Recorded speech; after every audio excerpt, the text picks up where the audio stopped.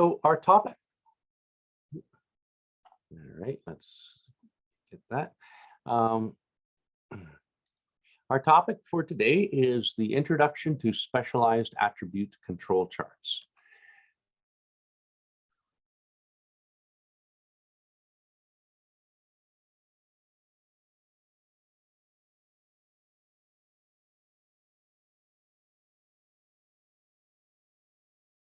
Overdispersion is, in more detail, produces false alarms, and the challenge of control charting in rare events. So we'll look into that in both of those in more detail. In particular, we're going to talk about these specialized control charts, the Laney P primed and the P chart, the classical P chart, the U chart, and the Laney U prime chart. So these two address this problem of overdispersion. And then we have the problem of rare events. So we have the rare events T and the rare events G and the rare events probability-based G, or prob-G for short. T is time between. So technically it's not an attribute chart, but you start with discrete events, rare events, and you measure the time between. So it's really it's an extension of the attribute chart. So we include it in this list.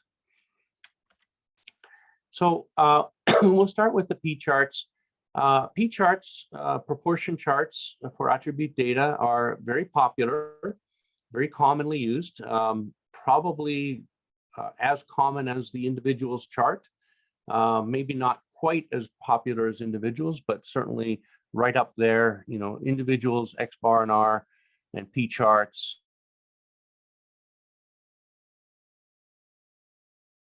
If you have discrete data and you're tracking proportion defectives, you use a P chart. If you're tracking number of defects, then you're using a C chart or a U chart. And when you have large sample sizes, one of the phenomena that you often see, and this is the example we're going to be looking at, this is a late delivery example.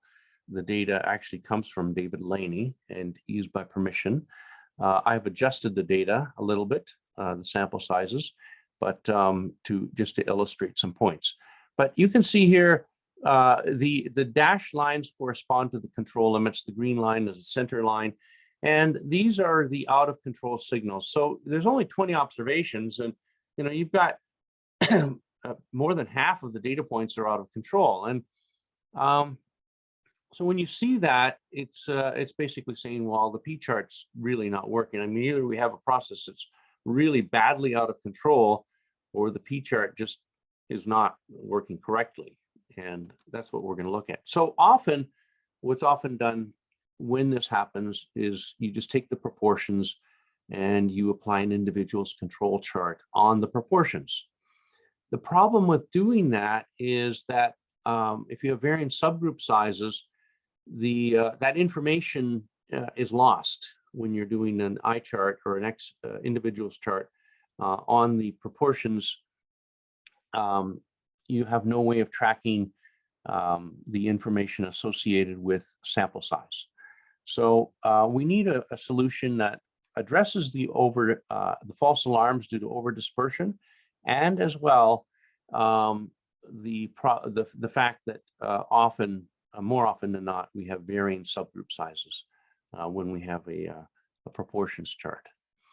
So we'll talk about the theoretical background of the Laney P prime chart. And just a historical note, we were actually the first to put the Laney P prime chart into software. So David Laney was really appreciative of that. And then after we did that, then Minitab put it in, and QI macros, and I think I'm not sure if Jump has it, but it's in pretty well all the software packages now. So what we want to do is we want to show how the P prime chart is a superior alternative to the individuals chart as well as the P chart. And then to note that we're going to focus on the P prime, but the concepts can be easily extended to the U chart, and we'll demonstrate the Laney U prime chart as well. All charts are created using Sigma Excel. So this is the data that we're going to look at by way of example. So we have late deliveries. This is weekly deliveries. We have the number of late deliveries, and we have the sample size, and we have the proportion of late deliveries. Okay, so that's the data we'll be working with. And to start with, we create a P chart, and I'll be actually doing that, demonstrating Sigma Excel, but for now I just want to use the PowerPoint. But you can see this lots of out of control signals due to overdispersion. The majority of the data points are out of control, and the control limits hug the center line. It's often seen when the subgroup sizes are large, greater than 1,000. Note, the large subgroup size does not cause the overdispersion, but makes it visible because the sampling error is very small. Okay, so that's an important concept. When you have small, let's say 50, you typically don't see this because the sampling error is large, and it kind of swamps out any overdispersion. So it's the larger sample sizes where this becomes apparent.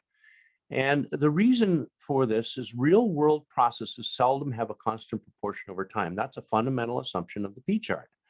Subgroup to subgroup variation comes from sources such as person to person, location to location, day to day. And so we're not saying those are special causes, that we just happen to have, there's lots of different things that are actually part of the common cause variation. And yet, in the presence of the fact that we do have movement in our P bar, we still want to be able to identify special causes. So that's the challenge, all right? How do you separate special cause variation when you have common cause variation where the assumptions of the P chart are not being met? So, as I said earlier, one of the ways to deal with this is to simply plot the proportions on an individual's control chart, and that nicely removes all of the out of control signals. However, we're going to see in a moment that in fact it's too nice. It actually is masking a genuine assignable cause, and we'll see that. So, and as I discussed, or as I mentioned, it's not good, because if the subgroup sizes are vary, then again, you're losing statistical information. All right, so let's continue on. And now what we're going to do is kind of break down how Laney built his P prime chart, and we're going to do it in sections. And I want to give credit to David Crossley, Mark Crossley, Mark Crossley, in his book, Desktop. Actually, I have just, I'll mention the reference here. Mark Crossley, sorry, Mark, if you're hearing this, the desk reference of statistical quality methods. And he broke it out in a really nice way. So I'm, inspired by the contents of this book to demonstrate to you kind of a piece by piece how the Laney chart works. So what you do, first of all, is you create a Z chart, or a standardized proportion chart. Okay, so now you are not plotting proportions, but you're plotting Z scores for the proportion. And this is the formula here. I'm not going to get into a lot of formula details. I want to stay high level concept. And so what we have is an individual's chart, but not of the proportions, but of the Z scores, standardized proportions control chart. And as you can see, this doesn't help us with the overdispersion problem, but it gives us an important metric, which we can then take the next step.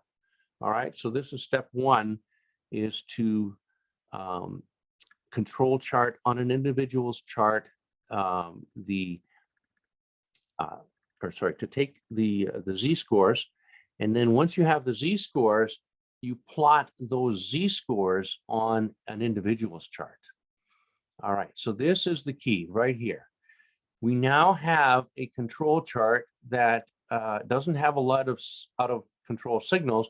And in fact, it actually shows an assignable cause and just one assignable cause. So this is really a breakthrough. An individual's control chart on the z-scores, or the standardized proportion scores. And this chart gives us statistical information as to what the assignable cause is. So it identifies week 4 as an out of control plot point. And the individual's chart missed that because the subgroup size was not taken into account. So then from this individual's chart on the z-scores, standardized proportion z-scores, we can compute the measure of overdispersion, and we call that sigma z. And that sigma z is from the MR bar of z over 1.128, and that's your standard individuals, you get your sigma on an individual's control chart. This is the D2 correction factor. So basically MR bar for the z divided by 1.28. And this gives us 6.74. Well, if there was no overdispersion, this sigma would be 1.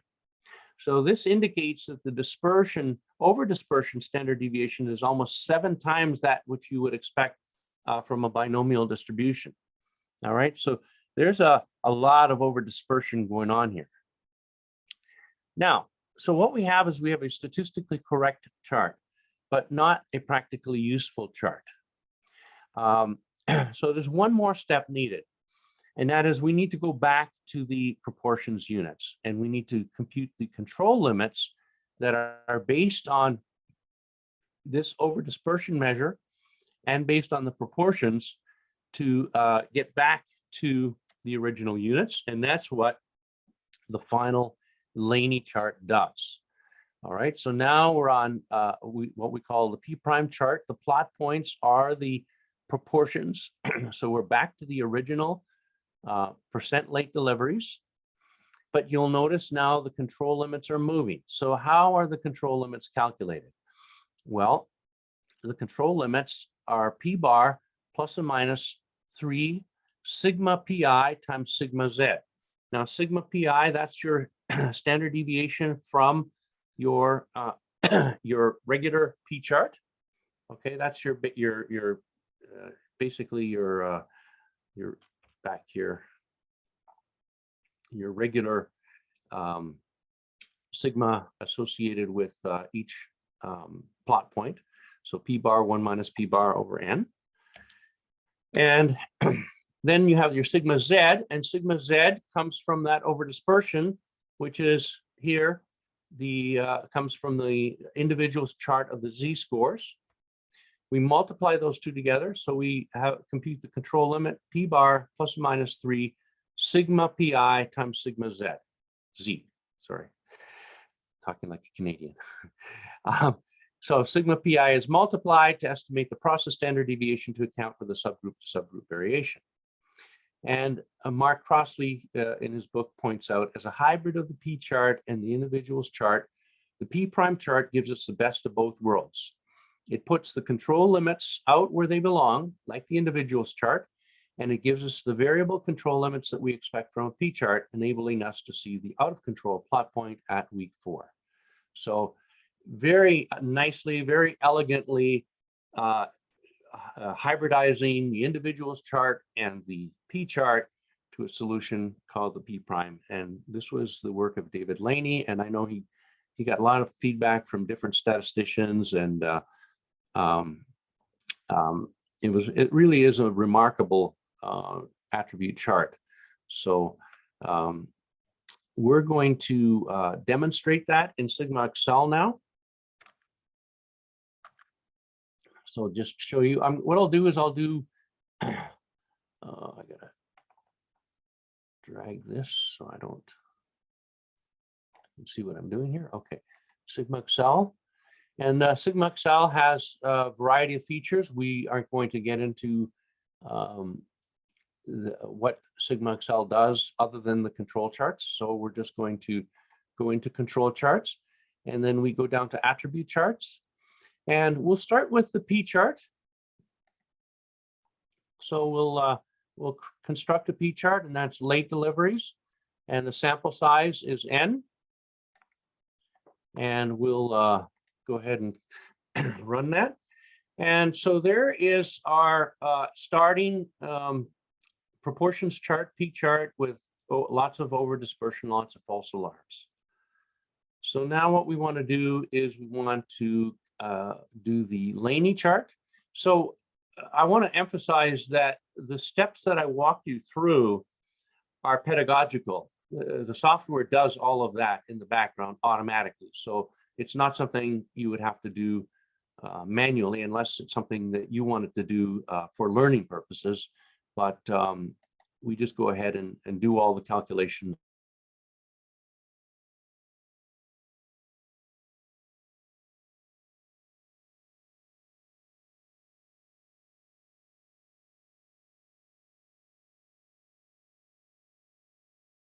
There's our Laney chart, and it shows the overdispersion that we calculated. So, all right.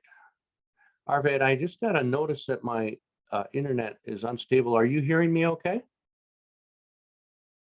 Yes, early on you were having us paused a couple times, but lately you've been fine. Okay, good. So let me know if I need to repeat anything, just especially if there was a long pause. I want to make sure we get everything in. So we're good. Okay. All right. So that's the Laney P prime chart. Now I want to move on to demonstrate the U chart. Just before I do, some comments from Mark Crossley. If there is no overdispersion present, sigma z is 1. So the P prime control chart limits will be identical to those of the P chart.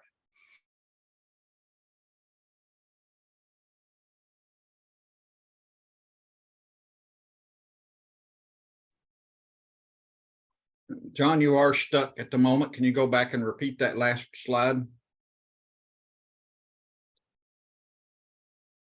And since the P prime and U prime charts are merely extensions of the X chart to handle the case of varying subgroup sizes, and since the P prime and the U prime charts are the same as the P and U charts when there is no batch-to-batch variation, then he says, and I agree with him, the P prime and U prime charts should be universally adopted as the new standards for plotting attribute data. So the only disadvantage is that they're not as well known. They're not as intuitive, but certainly I don't know if I would go so far as to say always use P prime and always use U prime. But it's certainly, if you're seeing that problem of overdispersion and you're getting the false alarms, then this is the way to go. John, you stopped on us partway through 13 and you came back on 14. Can you go back to 13 just a second and repeat that? Okay, certainly. So this is the Mark Crossley points out in his book, if there is no overdispersion present, sigma z is equal to 1. So the P prime control limits will be identical to those of the P chart. And if all the subgroups are the same size, the control limits will be exactly the same as the individual's chart. And David Laney argues or concludes, since the X chart has long been the method of choice when there is batch-to-batch variation, and since the P prime and U prime charts are merely extensions of the X chart to handle the case of varying subgroup sizes, and since the P prime and U prime charts are the same as the P and U charts when there is no batch-to-batch variation, then the P prime and U prime charts should be universally adopted as the new standards for plotting attribute data. And it's quite compelling. I don't know that I would use this universally in the sense that P and U are more basic, are more intuitive charts, but I would certainly recommend their use whenever you see this problem of overdispersion. All right, we're still good now? Yeah, thank you. Yeah, you're welcome. Sorry, apologies. I guess we have some intermittent internet stuff. These charts can easily be extended to the U chart. The only difference is that the computation of sigma pi changes to sigma ui, and you use the Poisson-based calculation instead of the binomial proportion-based calculation. And I'm not going to go through the details for that, but I will demonstrate in Sigma Excel. This data comes from Mark Crossley, and it's his demo of the U prime chart. So I just need to switch over to that data. And by the way, all the data sets and the PowerPoint are going to be available. Arvid will post that on your website. And so with this chart, what I'll do is I'll do similar to what I did with the P chart, only now I'll create a U chart. I should just point out it's defects, not defectives, right? And you, whenever you have defects with varying area of opportunity or sample size, you want to use a U chart. And so that's what we have here. We have defects, and of course you can't have more than one defect per unit. You can have more than one type of defect. You can have, if you're counting scratches, you can have more than one scratch, you know, that type of thing. So we're tracking defects, and you have, so we go to attribute charts, and we're going to do a U chart. And the U chart will do the defects and the sample size. And this is, again, lots of overdispersion here. The U chart just isn't working. All right. Again, the classical approach to solve.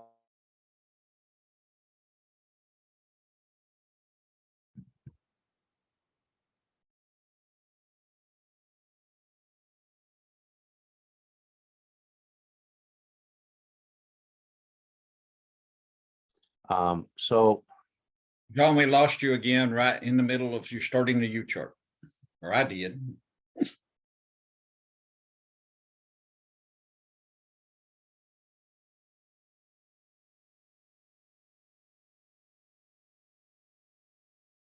Can you turn your video off, John? That may make it go better. I think that's a potential problem here.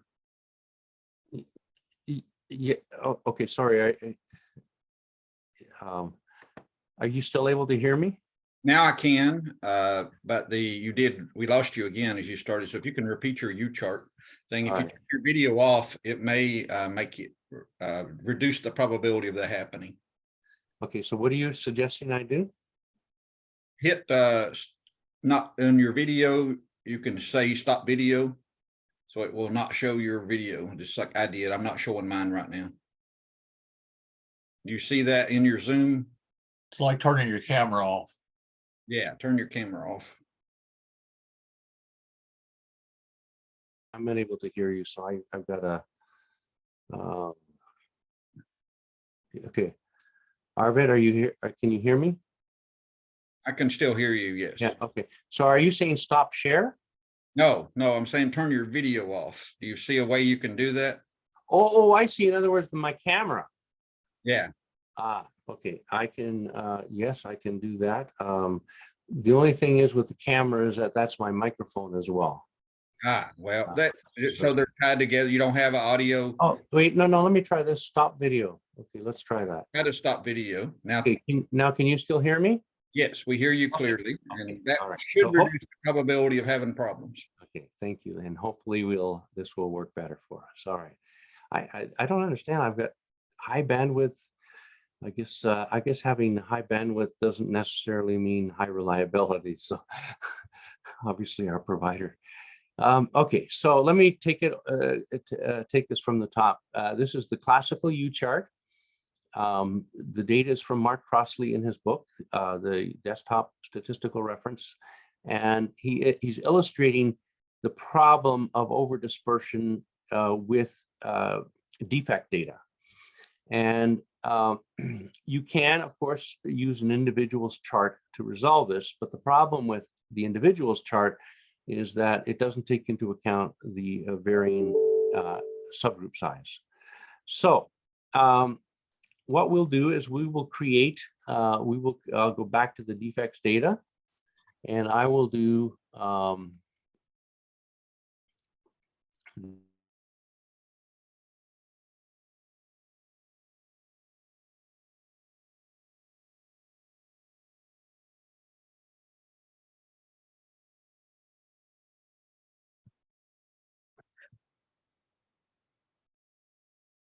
number is really high.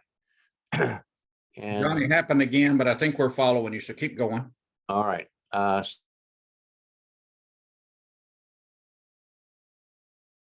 He's cut out on us again, but hopefully it'll come back in a moment. We can follow what he's doing here. It's following the same ideas that I shared with you on the P prime chart. Okay, so Hopefully you can understand the general idea of this U prime chart and what it's accomplished. So very, very helpful in dealing with this overdispersion issue. Quality Digest, this was a very popular article. And then he had the quality engineering paper, improved control charts for attribute data. And then this is an example that he worked on in healthcare, dealing with overdispersion in healthcare performance data. So I just included that as a reference. So we're now going to move on to rare events, which is a different problem. Here, the issue is that we're trying to control chart events that occur rarely, and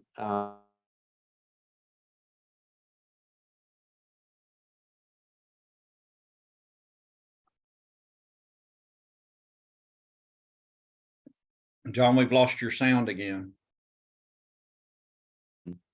which is the usual assumption for a C chart or a U chart, then the times between occurrences will have an exponential distribution. Can I just reboot? You keep getting kicked off. Okay, we're gonna try Arvid. We're gonna try to see if we can resolve this internet issue. So just give me a few minutes, okay? Okay. Yeah, we're gonna see if we can get a better connection. Just take a few minutes to reboot the router. Everybody hang in there as we work on that. And if I'm going to pause the recording. All right, so, okay, let's try again, and hopefully we get through this without another interruption. So the rare events T-chart it's not an attribute chart, but it's an extension of an attribute chart, because when you have rare events, you are control charting the time between rare events. So it assumes that you are capable of measuring that time between, and that the rate of occurrence follows a Poisson distribution. The rate of occurrence of the event of interest follows a Poisson distribution, which is the usual assumption for a C chart or a U chart. And then the time between will have an exponential distribution. So the exponential distribution is transformed to a symmetric y-able by raising time to the measure to the 1/3.6. And this is work based on work from Lloyd Nelson, who found a simplified method of control charting rare events using this transformation. And then you apply a Shewhart individuals chart to the transformed data. And then what you do is you do an inverse transformation to get back to the original data. So that's what's going on with the T chart.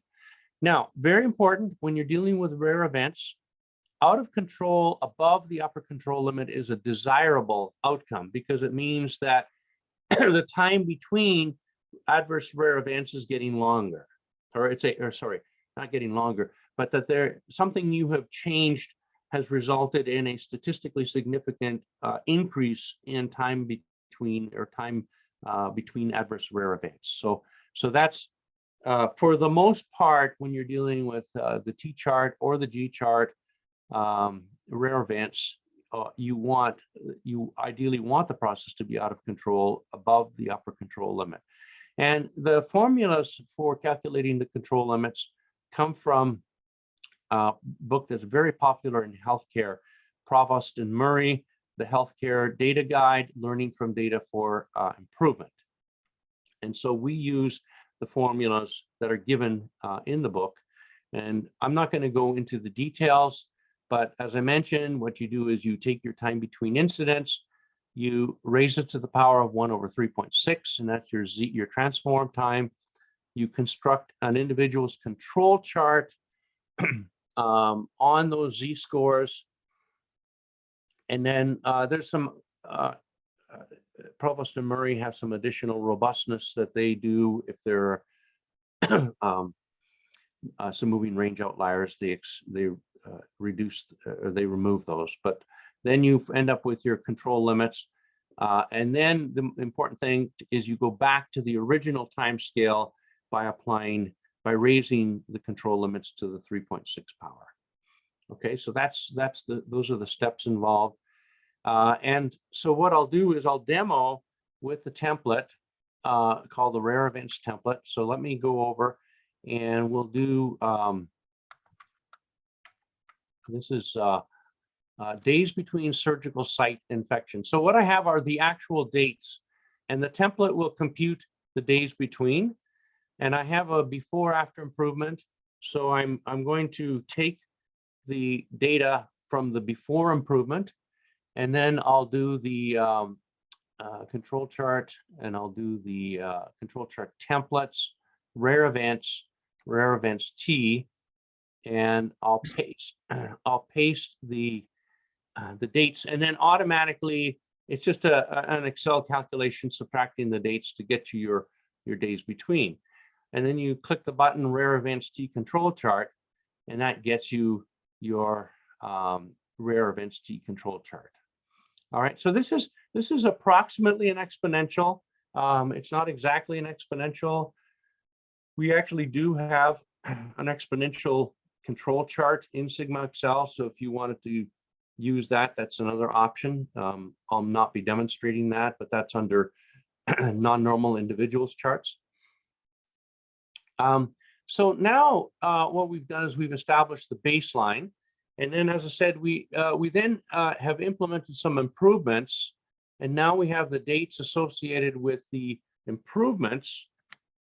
So I'll go back now and I'll paste those dates in. And then what I'll do is I'll do an add data. So now the control limits were not recalculated. The control limits were calculated using the original 20 data points, and we've added the data. And this is now out of control, which is desirable, showing that the process improvements actually did work. Okay, so that's the rare events T chart. And then let me go to the rare events G chart. So again, regular control charts are fine, but when you have this situation where you have these rare events, you want to take that into account. And if you have a G chart, stands for geometric.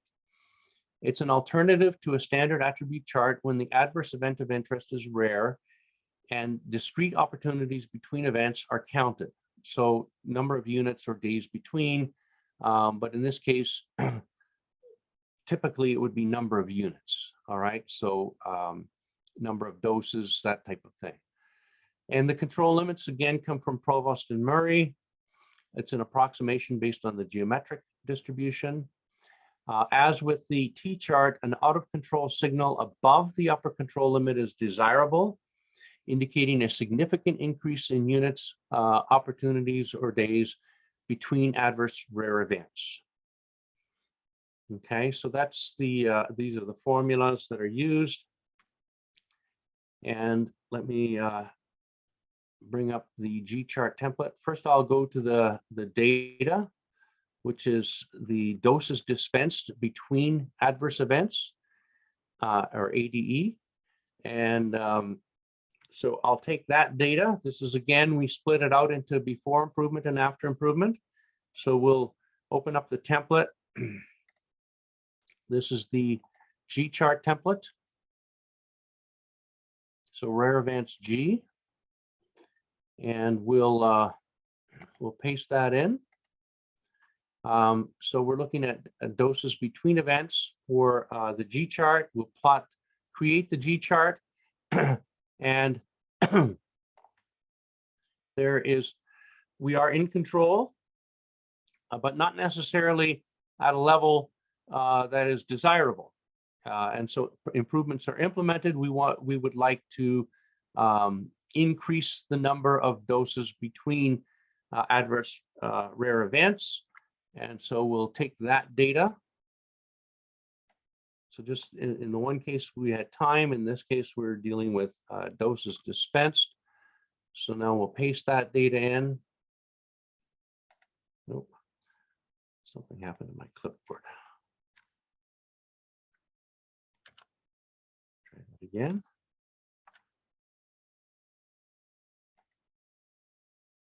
All right. So there's no calculation involved in this particular template, because I'm just simply pasting in the actual number of doses between events, and then we'll add the data. So this confirms that the improvements did work. We have these out of control signals, and of course over time you would recalculate the control limits just as you would in any SPC situation. But okay, so this is the G chart, and the thing about the G chart is that it is an approximation, and one of the things we have is an improvement on the G chart. It's just a little more complicated, and that's called a probability-based G chart. And the formulas are more complicated. We show them here. Let me just move this. So what this does is we have the G, the G bar, the P prime, and then we use, as you can see, the control limits are more complicated, but that's all done in the math. What this does is this allows you to specify a probability value, an alpha value for the control limit. So it gives you more flexibility on the control chart. So it's still a geometric based, but instead of just using plus or minus 3 sigma, we can specify that we are interested in a particular probability associated with the upper control limit. So that's the prob G, or probability based G. So I'll use the doses between events again. Oops, make sure I just have the before. And now I'll open up we'll get to the prob G, rare events prob G, and we'll paste the doses between events. So what's different in this template is that you specify the alpha upper control limit. So 0.00135 corresponds to the one-sided probability for the upper control limit in a classical Shewhart control chart. But you may well want to change that to, maybe 0.01, especially because we're dealing with rare events, and the control limit will be adjusted accordingly. We'll leave this as the default and run the rare events chart. And so here we have, this is our control limits that give us the 0.00135 probability. And then we'll add the new data, which is the doses dispensed between adverse adverse events, doses between events, and then we'll put that into the template.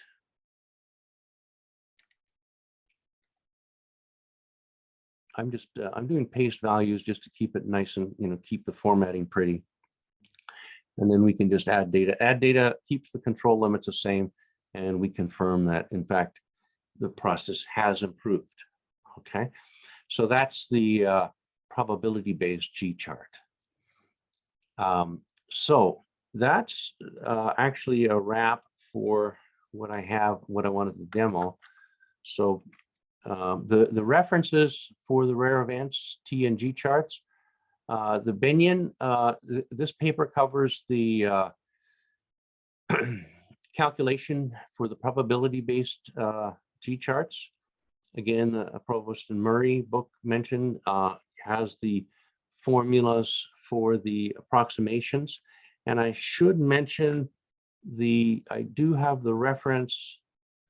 Oh, sorry, in my T-chart template, I have another, in the T-chart template. This is the Nelson where this transformation to a Weibull, symmetric Weibull comes from this paper. I didn't include that in the references, but I'll just mention this is where Provost and Murray get their transformation to get to the T-chart. The original paper was from Lloyd Nelson. Okay, so I guess I'll open it up to questions. And again, I do apologize for the internet problems. I guess the reboot seems to have resolved things. So Arvid, I'll turn it back to you.